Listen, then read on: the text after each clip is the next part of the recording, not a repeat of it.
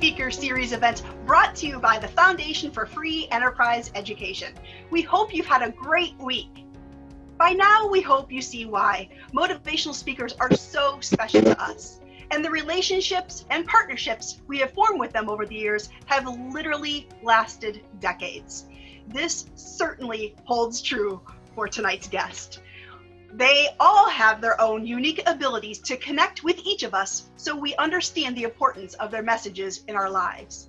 The definition of motivational is to promote the desire or willingness to do or achieve something. All of our presenters share this same goal. They are all here to help you achieve whatever it is you are passionate about. We all want you to find happiness and to succeed in whatever you choose to do. Again, we are so grateful to all of our partners for sharing their time and thoughts with you. As you listen, if you have questions or comments, feel free to share them with us in the Q&A box. Please note all questions and comments can be sent anonymously. We know many of you would rather wait and ask them directly during the meet and greet following this webinar, and that's perfectly fine. Speaking of the meet and greet session, we invite everyone to join us so you can ask questions and speak directly with our presenter. It will begin 5 minutes after this webinar ends, but you have to click on a different link in order to participate. That meet and greet link is now available in the chat section, so be sure to copy it down now. We hope you will join us there. Thank you for being here. We have enjoyed bringing these live events into your home every Thursday evening and look forward to continue doing so for the next few weeks. Be sure to visit our website, pfew.org, for more information about past events, future speakers, and our taped interview content. So let's get started. We are so excited to be welcoming back a longtime friend of our foundation. He is the author of Your Kids, Their Future, and spoke professionally for many years. His talks focused on traits that make job hunters more desirable. His message was so well received in the high school market that he was asked to keynote functions for the National Association of High School Principals, as well as the Pennsylvania Department of Education. With the possibilities of tight job markets lingering for the next decade, young people will need every advantage they can get. He hopes this presentation will give you one of those advantages. His presentation style is normally lively, interactive, and entertaining. We all know the difficulties we face with that given our virtual limitations tonight, but he never backs down to a challenge, and he never hesitated when he asked him to participate. It is my honor to introduce you all to Mr. Gary Morrison. Hey, how are you? Hello, Gary, welcome. Well, welcome, good to be here. You can hear me okay? We can hear you great. Fantastic. Do you want me just to go ahead and kick off, or are we waiting for Callista? Callista is on, so you let us know when you're ready. Hey, Callista, how are you? I'm good, how are you? Not too bad. I really appreciate you volunteering. Used to having an audience of, hundreds to 1,000, so I have an audience unknown out there, and you are going to be our volunteer for all the tricks. Do you have any family there with you? Yes, I have my sister and mom right next to me right now. Okay, I might ask them to help too. So, all right, Let me thank PFEW for having me here. This is one of the greatest organizations I've ever been associated with, and it's just a real honor to be a part of this program and the programs that they put on at Lycoming College. Wanted to start off with a little bit of a story. I don't normally anymore speak in front of high school audience. I'd love it when I get the chance. I'm glad I get a chance to do it now. But I used to work, I got my start in public speaking working with high schools and high school students and giving speeches for them. And it was an absolute blast. High school students are so much fun. I actually worked for a place called the Pittsburgh Technical Institute. Did you ever hear of it, Callista? No, I don't think I have. Okay. Well, it's a small technical college in downtown Pittsburgh. And what I used to do is go out to all the colleges and high schools throughout the state of Pennsylvania, a little bit of New York, some of Ohio. And I would give these presentations on a variety of different things. And afterwards, we would give a small presentation on Pittsburgh Technical Institute. And then we would pass out all these cards and ask the kids to put their names and addresses and phone numbers on them so that we could essentially reach out and pester them for the rest of their lives. It was a fun gig.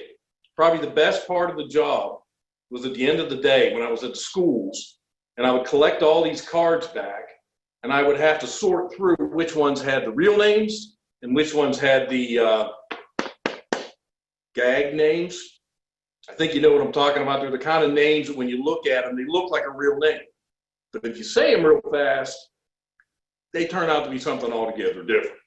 I actually have a couple examples here. I will keep these forever. I have a big pile of them, but I'm going to share a couple with you. Here's one that I got that's the name, first two initials, IP, last name, Daly. They even had an address at Yellow River Lane. Here's another one. First name, Lou, last name, Sipper. Address 666 Purgatory Way. Yeah, that's interesting. But we used to have all kinds of these names. Some of them were funny. Some of them not so funny. They could get a little ugly. What I would do at the end of the day is sit in the car and I would make three piles. One pile was all of the real names. The second pile was all of the gag names, the ones that were funny. And some of them were really, really funny. And then one pile was the raunchier ones that I would quickly dispose of. And the funny ones I used to take back to the office and I would display it. And it was like a wall of the creativity of the American high school student. Some of these people really went all out on these cards. Anyways, I was back there in the office one day, and my office was right beside this other lady's office. And this other lady was one of the people that would get on the phone, and she would call people who were interested in our school. Very nice lady, sweet as the day was long, innocent. She would just get on the phone and call people. If she got the card, she'd call it. One of the days, one of these ugly cards got by me, and she picked it up. She dialed the number, and she asked for that person. Well, the kid on the other end of the line realized what was going on. So he starts to egg this poor woman on. He's sitting there going, who do you want? Could you say that again? Could you say that a little bit louder?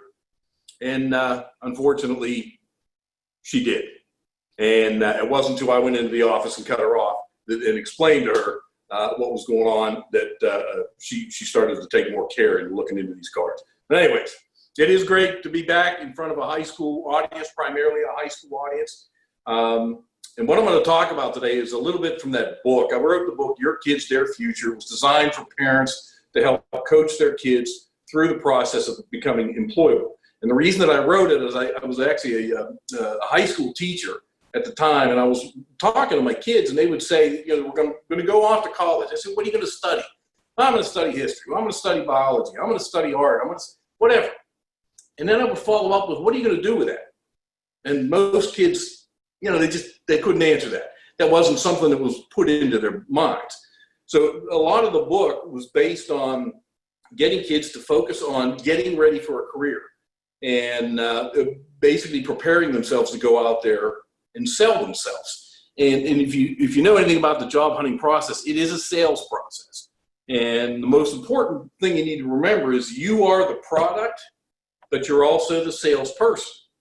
And if you know anything about sales, or you know anybody that knows anything about sales, they'll tell you, if you're going to sell something, you got to know what the buyers want ahead of time. These are called hot buttons. And basically what you'll do is make sure that you point out what hot buttons they're looking for that you possess. So what I want to do today is I want to share with you the top 7 characteristics that we picked up when we were doing our research, talking to employers, asking them what they want. All I want you to do is put these in the back of your brain. You can use them if you're going off to college, if you're going into the military and in the world of work or whatever. But these are the characteristics that employers are looking for in teams, but also looking for in the general hiring process. But before I do that, I need to know, Callista, Are you a card player? Like, what kind of card games? Any kind of card games. Yeah, I like playing cards. So you would consider yourself a big card player, Callista? No, not a big one. Just yes. Yes? Yes. Okay, because Callista, I got some big cards for you right here. All right, Callista, what I'm going to do, I'm going to need to ask you a question. All right. Callista? Callista? Yes. Callista? Yes.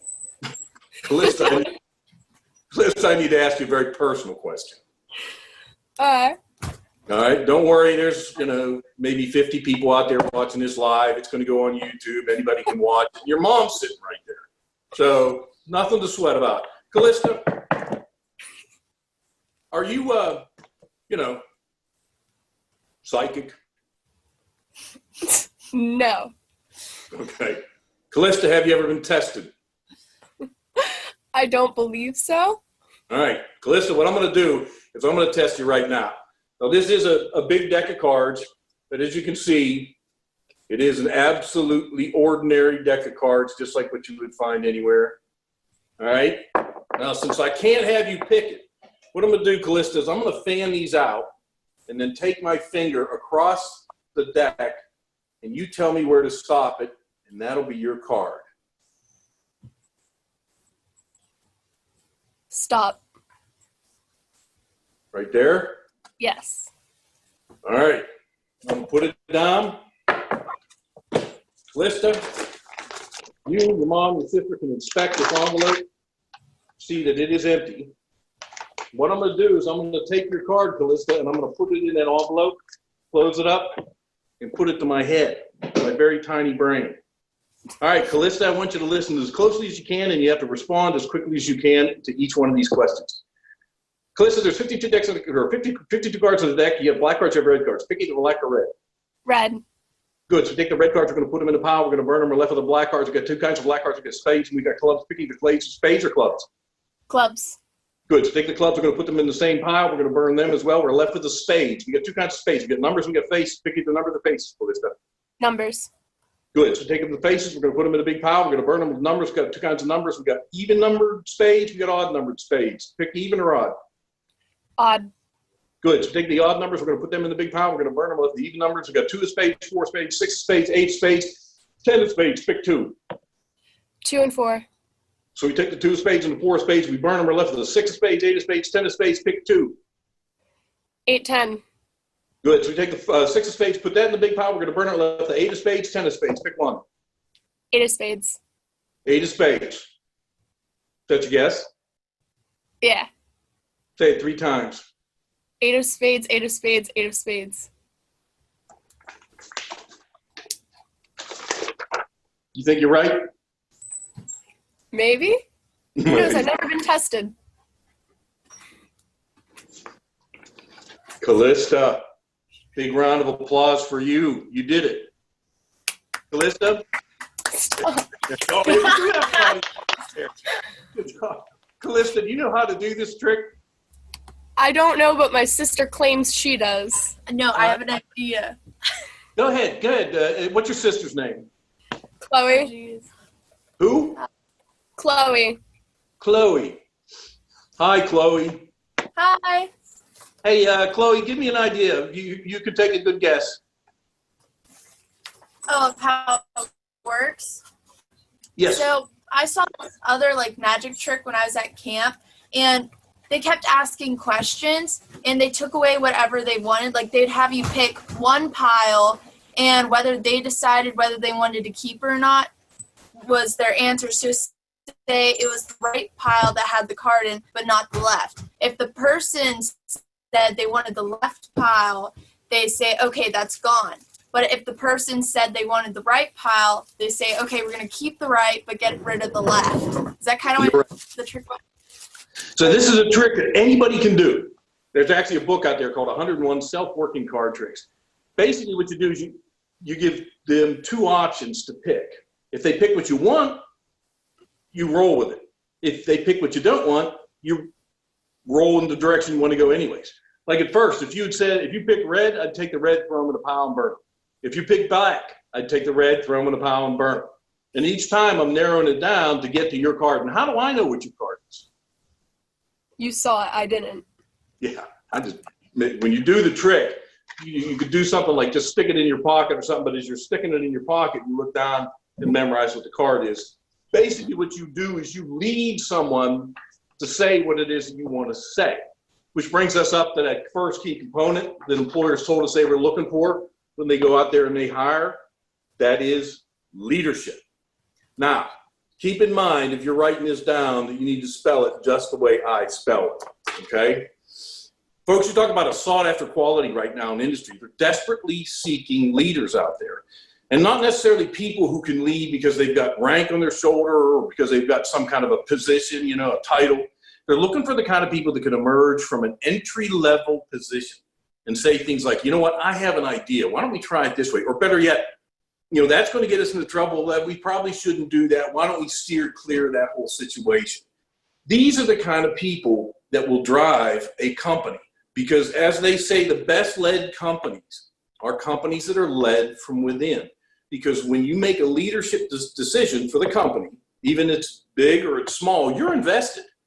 So they're looking for people who will add input, who will provide leadership, and who will become invested in the success of the company. So that's why they're looking for leaders. Now, let me ask all of you, Callista, Chloe, and Mrs. Fontanaza, if I'm an employer and I'm looking at your resume, how am I going to know if you're a leader? It's not going to be cookie cutter. It might not be cookie cutter. Yeah, you took some initiative on that page to spice it up. But what kind of experiences might I be looking for? Like mentoring camps or interning somewhere, maybe. Yeah, anything that you do that allows you to take a step up and be a leader. Anything. I mean, the small, like you said, being a mentor at the camp, the employer sees that, and it's a young resume. I mean, you're just getting into the workforce. They know that if you're a leader, if you were a leader in the past, that you're going to be a leader in the future. And the reason for that is leadership is addictive. So once you have stepped into a leadership role, you've made decisions for other people, you've seen that people follow, because the world's filled with sheep. I mean, really, if you were to go in a crowded room, stand up on a chair and, hey, everybody follow me, a third of the people in the room probably follow you right out the door. Another third would follow the people that followed you. That people will stand around and wait to be led all day long. And that's why the value of a leader. So I always advise high school kids, college kids, whatever, anytime you get an opportunity to take a leadership role, do it and document it, because it is important. Even if it seems small to you, it's important to the employers, because they're the kind of people that know that leadership's addictive. You led in the past, you're going to lead again.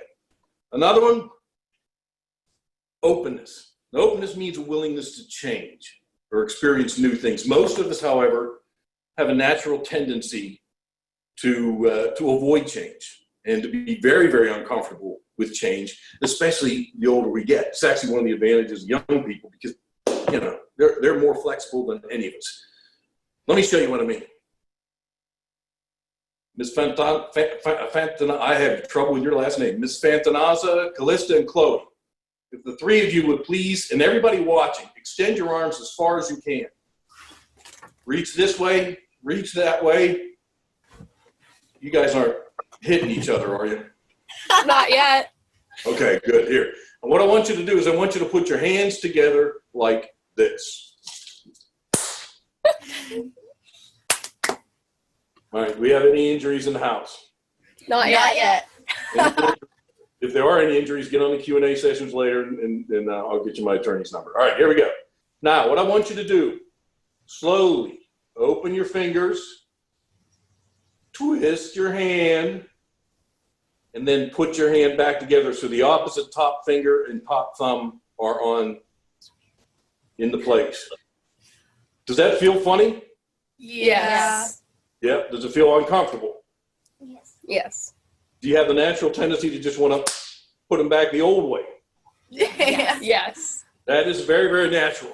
Now, here's a different test. This is actually much more difficult. Cross your arms in front of your body. Wave it normally. Look tough. All right, notice how your hand is holding on to your arm and which hand is tucked in. Now, what I want you to do, don't do it yet, but when I say go as quickly as you can, I want you to uncross your arms, recross them so the other arm's on top, and the other hand is tucked in, and hold it there. Ready? On a count of 3. 1, 2, 3. Did you say ow? That's another sister. We have another figure out. It does feel funny. And just like with the hands, you want to rush back to the old way because this is the way you've been doing it all your life. But the thing that you have to remember, is that being open to change is absolutely critical for your ability to succeed in life and especially in businesses, and especially now. I mean, you take a look at the way businesses have adapted to the changes that they've had to make because of this coronavirus situation. I mean, people are just, nothing is being done the way it used to be. And it's great for some people, those people that are willing to adapt, that keep an open mind, that are willing to take a look at new things and just roll with them.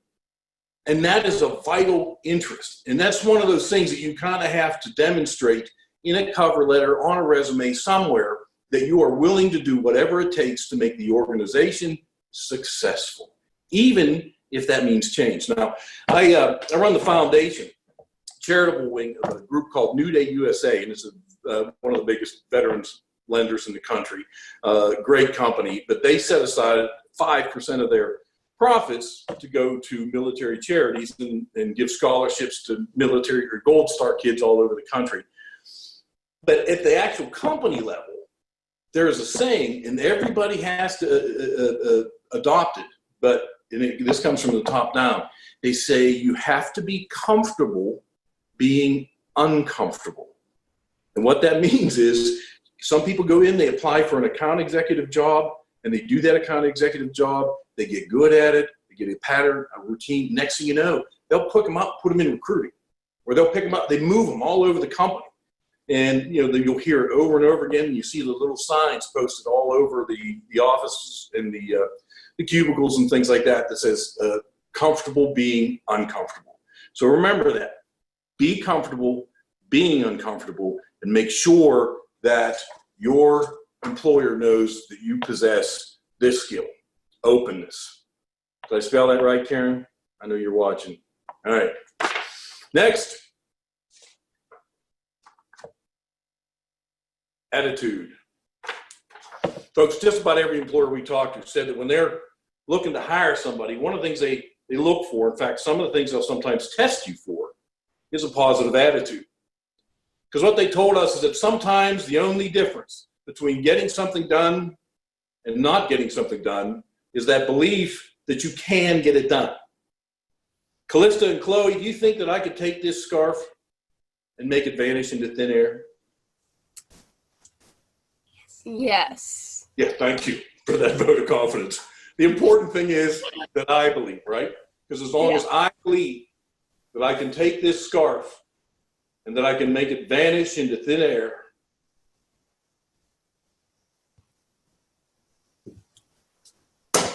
it's as good as gone. I also believe that I could make it appear behind Chloe's ear. Chloe, lean in towards your camera. It's hard to do this on an iPad. Yeah. All right, I'm going to try this one more time. Again, what the employers told us is that sometimes the only difference between getting a job done and not getting it done is that belief that I can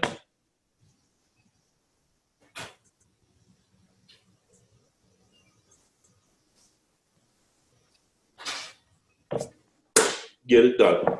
Now, let me ask you this. How do you think an employer is going to find out if you've got a positive attitude? How you present yourself in a meeting or like the interview? Bingo. That's one of the key elements they're looking for. If somebody comes in there and they're positive, they're upbeat, they're happy, they're energetic, they're looking forward to the interview.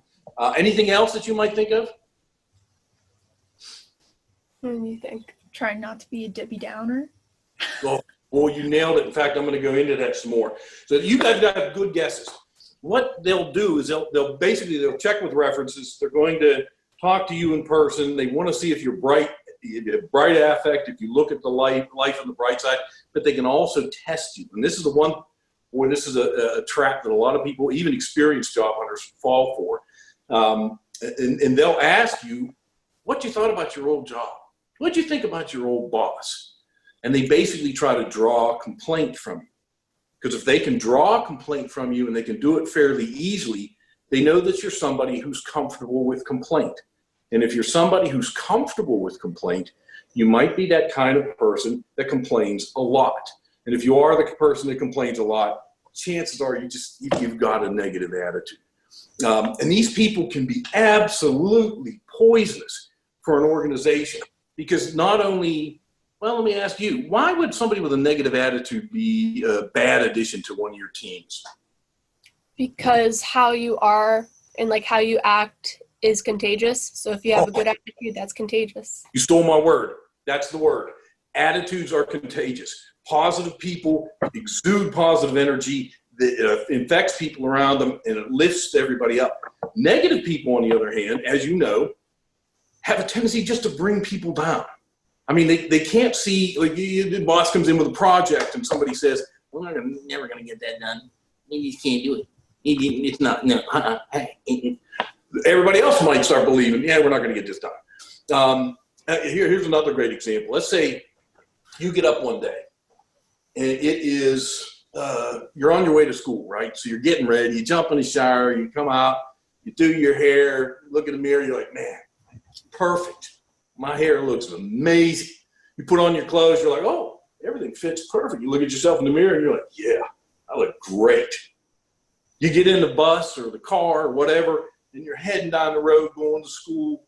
You're flying, there's no traffic, the sun is shining, there's a light breeze blowing through your open window, moving that gorgeous hair all over the place. A little bird is flying by your car, tweeting at you.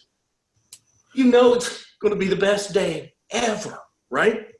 And then you get to school, and there's that one person, and we all know one, maybe more, that's at the door of the school when you walk up the sidewalk, and they're sitting there with a grimace on their face going, hey, how you doing? You know what we're going to do today? We're going to have math test, and I bet we have spaghetti again in the cafeteria. And you know what else? We got this goofy-looking dude, looks like Drew Carey, who's going to come in and thinks he's a motivational speaker. Next thing you know, you go from up here to down here. Later that afternoon, you're up on the roof. Firemen are like, don't do it. Come on down, we'll help you. They got the nets out and everything else like that. This is what negative people do, and they love to do it. I mean, misery loves company. And the thing is, miserable people will often, I mean, they dig it. It's like the person that, you and I or anybody else, we walk along, we see a mud puddle. We'll walk around it, right? I mean, why even complain about it? It's just there. You acknowledge it. You move on. Whereas somebody with a negative attitude will throw themselves down in the mud puddle, roll around in it for a while until they get all wet and dirty, and then jump out of it and start complaining. Trick is, you got to identify your negative people because they will tend to wear off on you. You don't want that. Make sure that you know who they are and do everything you can to avoid them. And then make sure that you are a positive person because references always ask, what kind of an attitude does this person have? So keep that in mind. Next. All right, Callista, I have an exercise for you, and I have an exercise for Chloe. Yeah. All right, first Callista. Callista, I want you to listen to me as closely as you can. Chloe or Mrs. Fantanazza, if you know the answer to this, because I'm going to ask her some questions after, I don't want you to give it up. Just smile, especially if you know it and Callista doesn't. So Callista, you ready? Yeah. Look at Chloe for a second. Tell me how tall she is. All right, Calista, you're driving the bus at the first bus up. A little boy gets on his way to school, sits about halfway back in the bus, sits by the window so you can have a good view. The next bus up, you have the little boy that gets on, you have a nun and two sailors that get on. The nun sits right beside the little boy. The two sailors go directly to the back of the bus. At the next bus stop, you have 4 people that get on. They sit right behind the bus driver. The next bus stop, remember this, it's St. Michael's Memorial Hospital. The physical therapist and the little boy, they get off. At the next bus stop, everybody gets off, and that leaves nobody but the bus driver. Calista? Calista? Yes. What's the bus driver's name? Bob. Bob. Nice guess. Yeah, why not? All right, let's try this again. And Calista, this time I think it might be helpful if you look over at your mom to tell me how tall your mother is. All right, Calista, you're driving a bus. At the first bus up, a little boy gets on his way to school, sits about halfway back in the bus, sits by the window so you can have a good view. The next stop, physical therapist along with the 2 sailors get on. The physical therapist sits right down beside the little boy. The 2 sailors go to the back of the bus. At the next bus up, you have 4 random people that get on. They go sit right directly behind the bus driver. At the next bus up, it's St. Michael's Memorial Hospital. The physical therapist and the little boy get off the bus. At the next bus stop, everybody gets off the bus, and that leaves nobody but the bus driver. What's the bus driver's name? Callista. Ah, you got it too early. Good job. Yeah, most people don't do it. We do this on stage. You're standing in front of 600 people. It really throws people off. Good job. Yes, I started off by saying you're driving the bus. Most people don't catch it, especially when they're distracted right before the listening begins, which is why I was asking you to look at your sister and look at your mom. All right, so Chloe, it's your turn. Oh, no. Got this. Chloe, you got drug into this. Now, Chloe, I need you to say the word top. Top. Good. A little more power on the P. Top. Top. Perfect. Now, Chloe, what I want you to do is I want you to say this 10 times as quickly as you can, each time popping the P.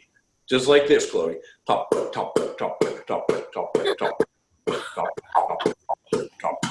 All right, you ready, Chloe? I can try. All right, afterwards, I'm going to ask you some questions. Ready? Okay. Go. Top, top. Top, top, top, top, top, top, top, top.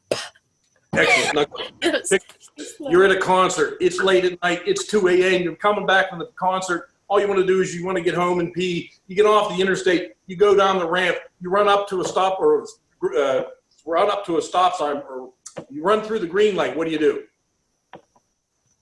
Keep going. Chloe, you got away with that because I screwed it up. Usually, get everybody going top, top, top. Then you run out, or you come up to a green light, and I usually throw my hands up. You say stop. Both of you guys are fantastic. Give yourselves a round of applause because you blew my ass out of the water. You've illustrated one of another key components that employers told us they're looking for when they go out there and they hire, and that is strong communication skills, including spelling, like I said before. Folks, that is extremely important, and it is actually how you can make yourself so incredibly valuable. There are people, I don't know why, whether it's the electronic era or whatever, whose communication skills just can't get them even through an interview, let alone let them do a job successfully. And what we're talking about is the ability to obviously read well, the ability to write well. That's extremely important because you don't want to send out cover letters or emails to a potential employer with all kinds of misspellings in them, all kinds of grammatical errors, things like that. The ability to speak well, that's extremely important. The ability to look an employer in the eye and be able to effectively communicate to anyone, because you could go into an interview and be introduced to the president of the company. But you look people in the eye, you speak and articulate and just use all the right grammar. This is extremely important. But the most important thing that you can develop is what you two already developed, and that is the ability to listen. And I don't mean the ability to hear. Because if you've got ears that function, you can hear sound. But there are people that can sit in a room and listen to someone, even stare them straight in the eye, and not really hear what they're saying. This is a skill that is essential for just about every job that's out there, especially leadership positions, sales positions, because I've been in sales consulting, and I tell them, everybody I deal with, make sure you listen carefully, because people will tell you what they want to buy, but you just got to listen. You know, good salespeople aren't the best talkers, they're the best listeners. And on the part about the ability to speak, I always drive this home. And when I went to high school, I went to a military school down in Virginia, and I used to run that school for 4 years. And one of the things they made us do as kids, they made us get up in front of a whole corps of cadets in the chapel and give a speech. And once everybody has gone through, they would start you over again. It was nerve-wracking. I mean, it is absolutely terrifying. And for a lot of people, it still is. There's a lot of people out there that fear public speaking more than they fear death. It's just like, no, I won't do it. Here's the trick. And I learned this firsthand. If you get the opportunity to speak, let the nerves in your stomach go crazy, get up and do it. Because the minute you start speaking, the first words out of your mouth, you get less nervous. And throughout the speech, you even get less nervous. And you'll eventually be very good at it, or at least very comfortable at it, and you get better at it. And then if you get another opportunity, do it. Public speakers, or the ability to get up and present in front of a group, is a rare but an incredibly valuable skill. And like I said, employers are looking for it all over the job spectrum. All right, let me make some adjustments here.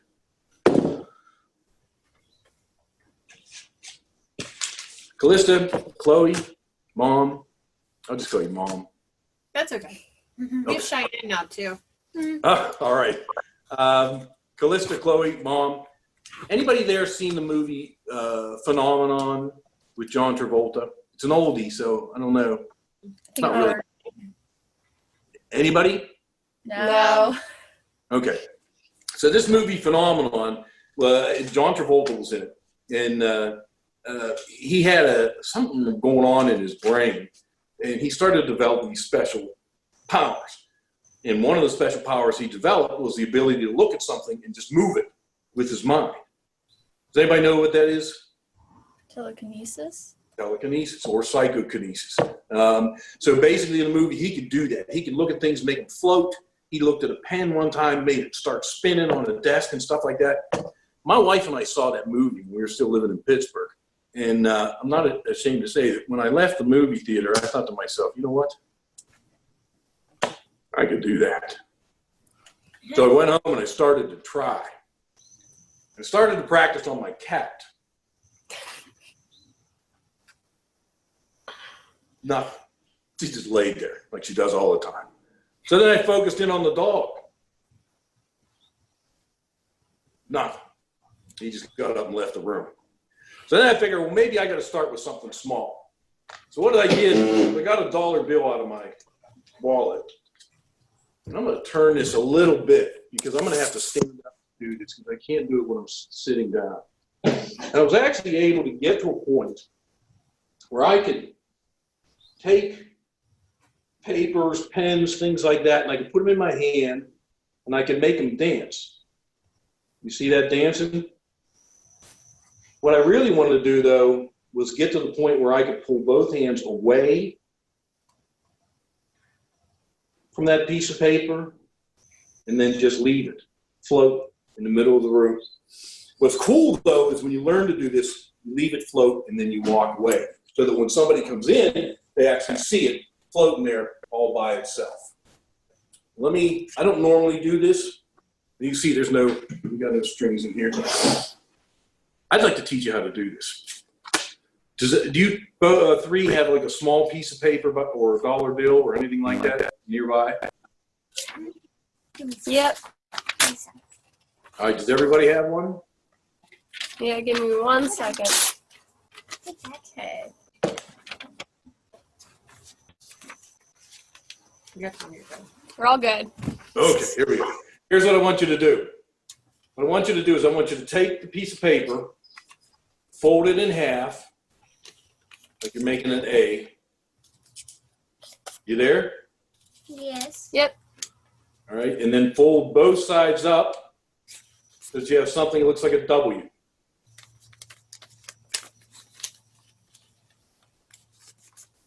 Everybody good? Is W Yep. not enough, right? Yes. Yep. Okay, good.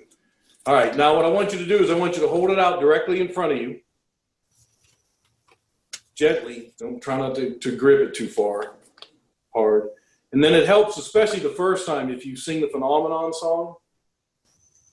Does everybody know the Phenomenon song from the Muppets? Phenomena. I'll tell you what we'll do. We'll split up the work. I'll do Phenomenon, and you three do the do part. Are we good? This is going to be a masterpiece. All right, ready? Yeah. Phenomenon. You'll know when I'm ending it. Ready? Let's try it again. Practice makes perfect. Oh yeah. Phenomenon. Phenomenon. Phenomenon.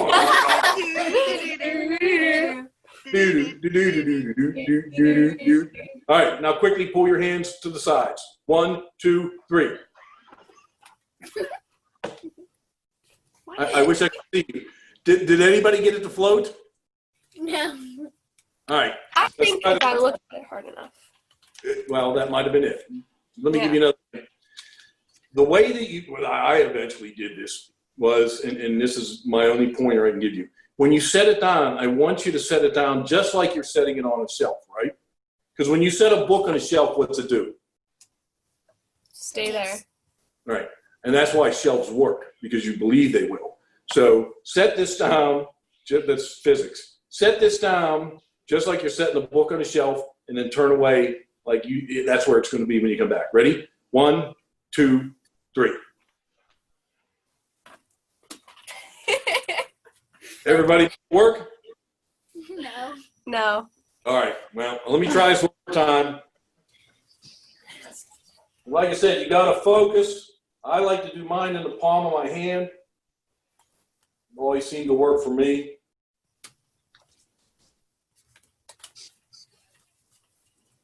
And it's not going to work. Phenomenon.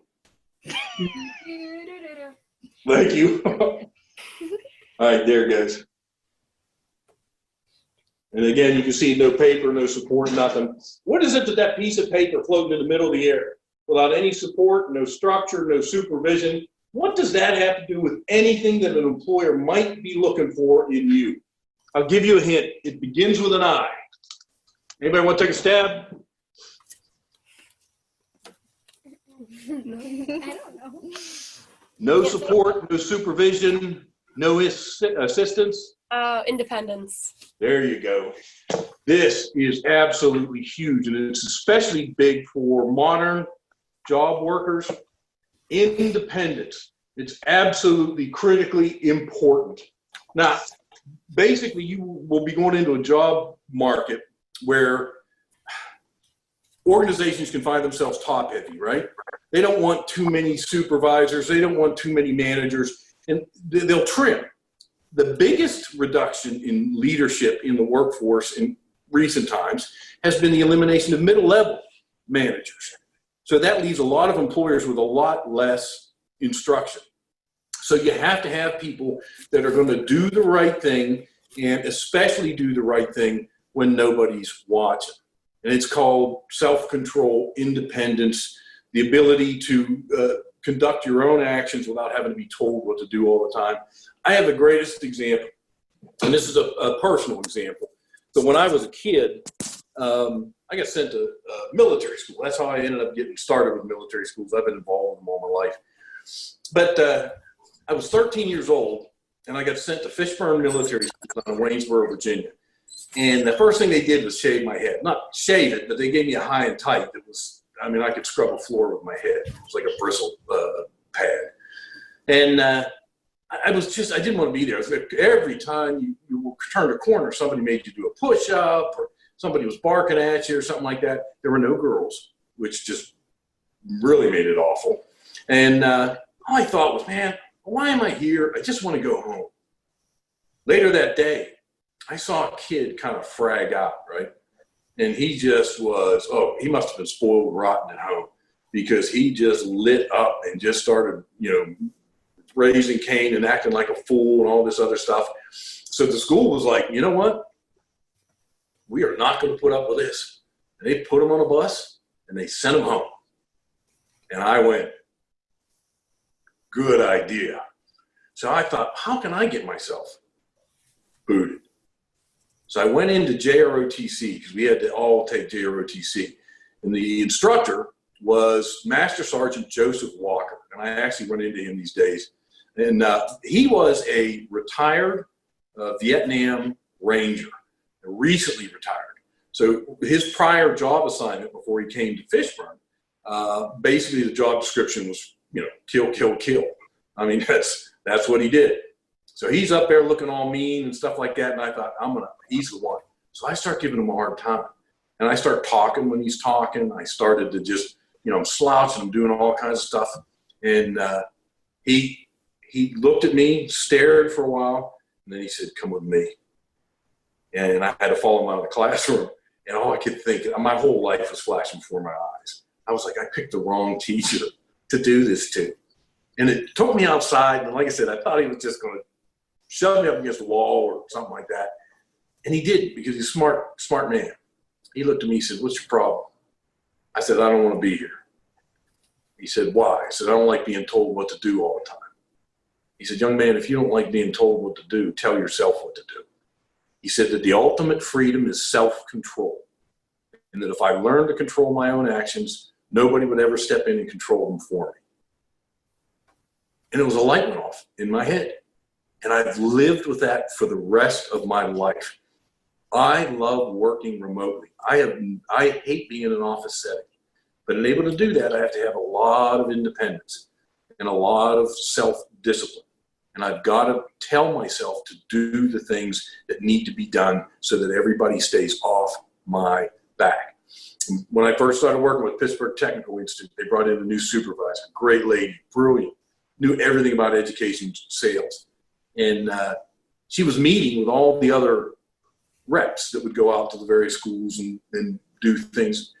I would just, I'd be out on the road, going to a hotel. I'd take them the cards in, like I said, I'd mail them in and go and get some dinner and call my wife and, go work out, do something like that.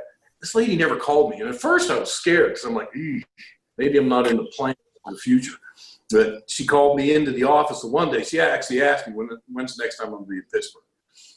So I went in there and she said, I just want to let you know you're doing a good job. And I haven't been calling you in for any workshops or for any meetings. It's not because I'm ignoring you. It's just you're doing everything you're supposed to do. So is there anything you need? I said, no. I said, just let me do my thing and I'll be happy. And I walked out of that office. I was like, wow, I learned that lesson in high school, that to be independent and to be self-disciplined is how you become free. And the people that are the least free are the ones that are the least disciplined. The people, when you're being interviewed or you're being reviewed maybe in a background check or something like that, a lot of people ask that question, do they require a lot of supervision? Are they trustworthy? Are they honest? It's just one of those things that you've got to be, because if you're not, it's going to come out in the job interview. And more importantly, it's going to come out in your performance. Because again, like you said, you're expected to do what you're going to do without supervision. If you don't, there's not going to be a supervisor there to tell you, get back on track. There's going to be an HR person there to tell you, hit the road. All right. Let me do one more thing. Then I want to do a little bit of a summary, and then I'll let you guys go and participate in your evening. Callista, Chloe, y'all like money? Pretty much, yeah. Sometimes. Pretty much. Everybody enjoys good money. I would like to give you some, and I'm not monkeying around, and I'm talking big bucks. Does that sound okay? Yes. I feel All like there's right, a catch. All right, here we go. We got big bucks. Now let me ask you something, Callista. I'm gonna do this with you, Callista. What is your dream job? What is the ultimate job? If you could snap your fingers and be doing it today, what job would that be? Own my own gym, be a personal trainer. Absolutely amazing. Yeah, franchising or open your own gym on your own. What a great way to make a living, and what a great way to impact people's lives. I mean, physical fitness is a big deal. I used to run a lot more than I do now because my knees are falling apart. But my best days always started off with a good run. So yeah, that's a great field. Well, let me start with this exercise. You're going to have to listen closely again. All right, Chloe, you're at Fontanaza. Am I saying that right? Fontanaza. Fontanaza. Is that close enough? Yeah, it's close enough. Got it. All right. Calissa Fontanaza, I'm relocating to the Pennsylvania area, and I've been looking all over Pennsylvania for nice, hard-working people to help me run my gym. And every time I ask people for somebody who's nice, they always say, nice. Calista Fontanaza. She's the nicest person in Pennsylvania. But then again, I ask them, tell them I'm looking for somebody who's hard-working, and they tell me hard-working. Calista Fontanaza. She's the hardest working person in the state of Pennsylvania. So Calista Fontanaza, I would like to offer you a job, but first I need to know one thing, the most important thing that you bring to the job. What do you think that might be? I'll give you a hint. It begins with an S, it ends with an S. Substance? Substance. Well, you definitely don't want to be a vapor. How about Chloe? You want to help her out? Begins with an S, ends with an S. Oh, by the way, don't say smokes. Success. In front of an audience. And I had a young man all the way in the back. When I asked that question, he yelled out, smokes. As in he's going to bribe the HR person with a carton of cigarettes or something. I don't know. All I could think was there's a young man that spent some time in prison. It's not smokes. Begins with an S, ends with an S. Give it a shot. Success. What? Success. Successes, yeah. A history of success, that helps. How about begins with an S, K, ends with an S? Skills. Skittles, the candy? No. Skills. That might help though. Skills, yes, you nailed it. And as we say down here in the South, skills. You got to have yourself some skills if you're going to get yourself a job. Now, this is extremely important. And again, this was a primary mistake that I saw a lot of kids coming out of high school making, and it was one of the drivers for the book. There's two things you can do when you walk into an employer's office. You can walk in there and you can say, I know, or you can walk in there and say, I can do. Which one do you think might get you the job? Most likely. Those are the I. Yes, I can do. I can teach. I can lead. I can train. I can coach. I can type. I can weld. These are the kind of things they're looking for. They want to know. In fact, when you look at most job sites, they'll list, here are the qualifications. We need people who can do this, and this. There's also another way that you can approach this, and I stress this to everybody. I made the mistake of going to college and I studied biology. I had a minor in chemistry, a very hard track. It was a pre-med track. And I came out and I had a degree in biology. And I was one of the better students. And I was actually teaching I taught an anatomy and physiology lab in college. And I used to coach all my friends who were biology and chemistry majors. We'd get together for study sessions. I would be at the blackboard. And they didn't have the GPAs that I did. But a lot of them, rather than just studying a subject, they studied a skill. So they studied many of the same classes, but they came out as a certified teacher. Or they came out as a lab technologist. Or they came out as something where they could actually say, look, here's what I am. And by saying, here's what I am, it said, here's what I could do. And I encourage everybody. And I know it's tough to make a decision about your major right off the bat. But when you study something where you can come out and actually say, look, here's what I am and here's what I can do. Make sure that as you go along, you just acquire lots and lots of skills. All right. Now, the last thing I want to cover, the last trait that I want to cover, I think is something that applies to Callista, Chloe, both of you. Because this is, Thursday night, and you could be watching Netflix, you could be watching YouTube, you could be out hanging out on the porch, doing something, hanging with your friends. Maybe not hanging with your friends, not out.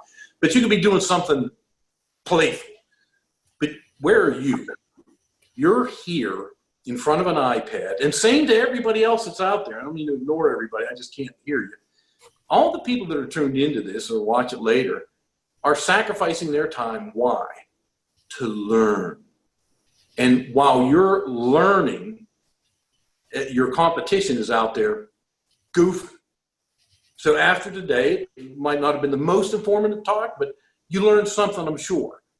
And this is critical because employers are looking always for people who have the willingness to learn. It is absolutely positively critical. Again, we live in a world that is changing so fast.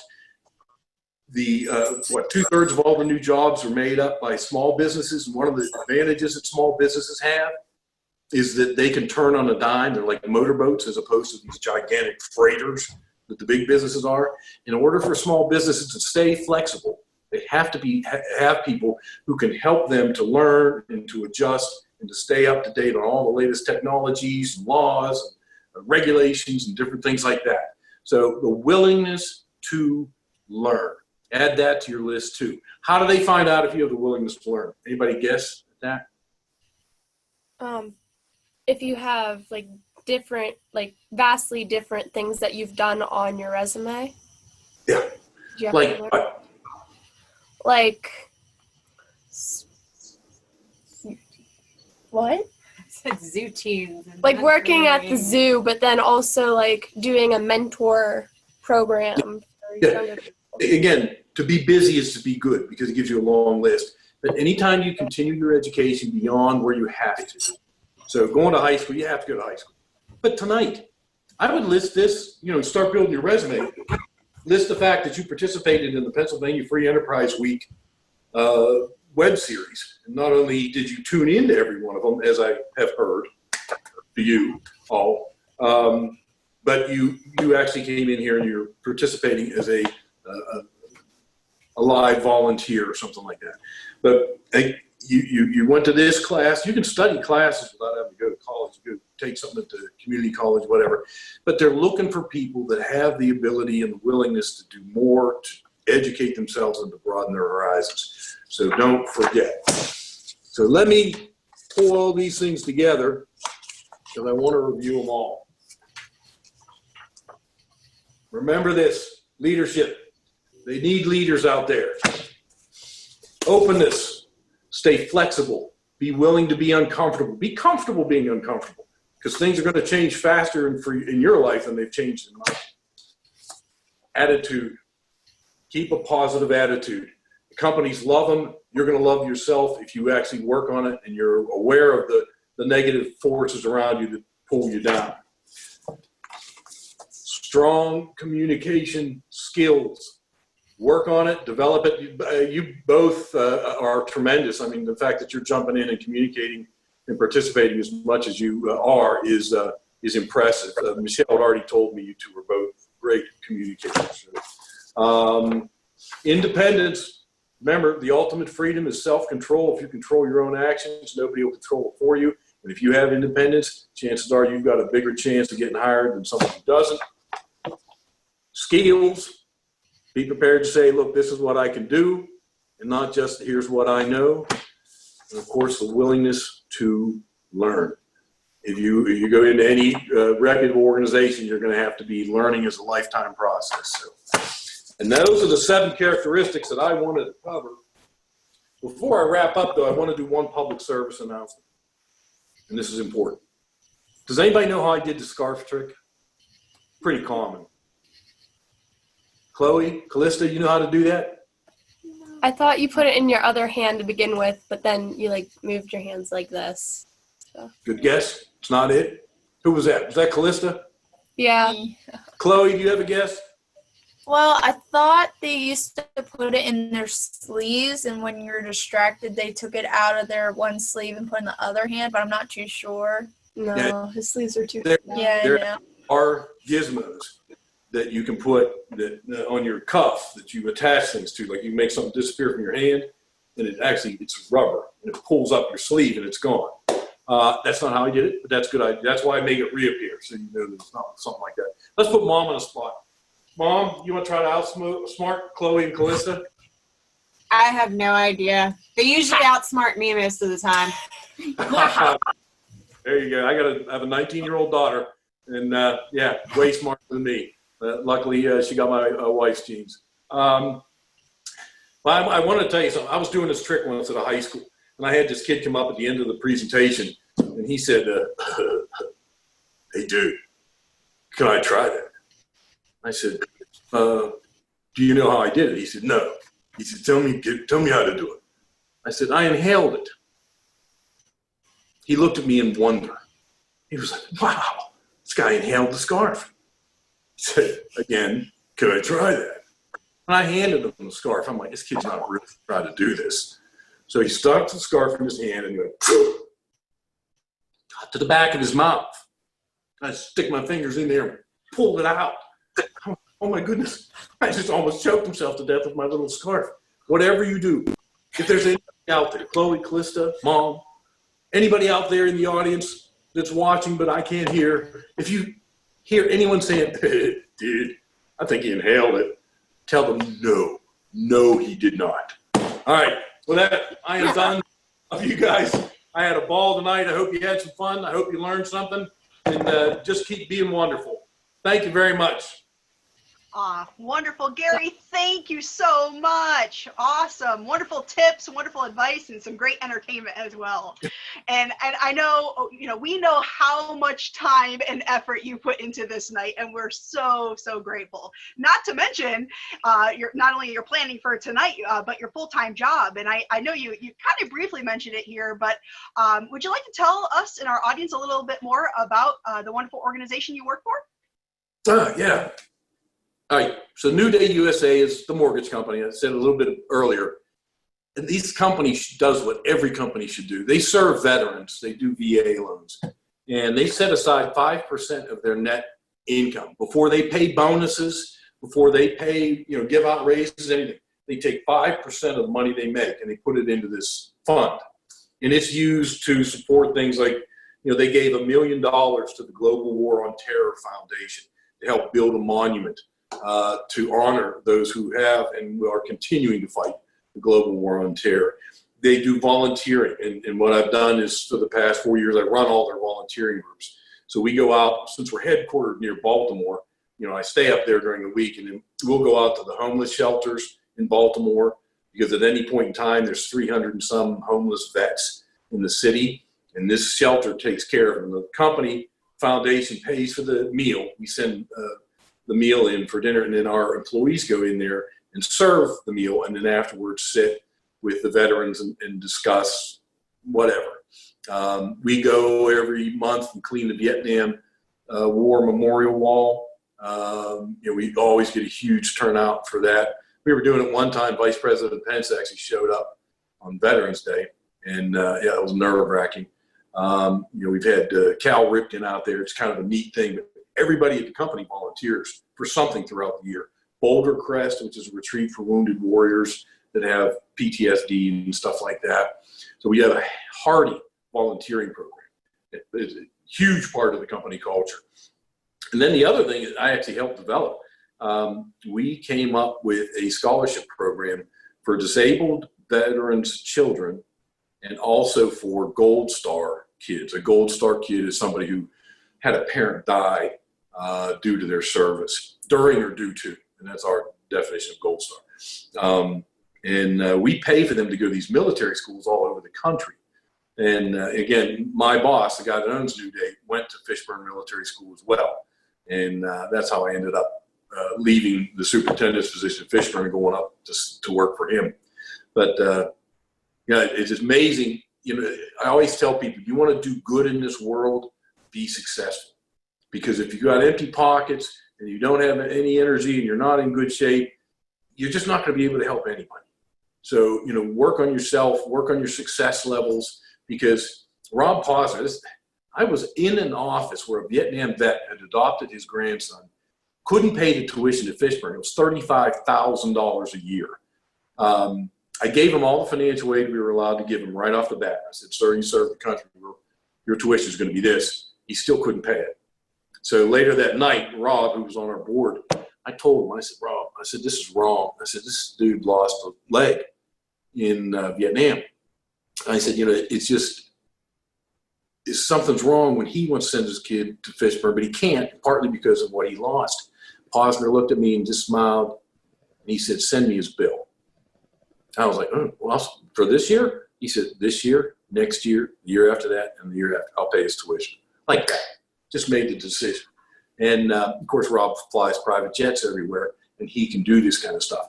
But it's his generosity and his love of veterans and,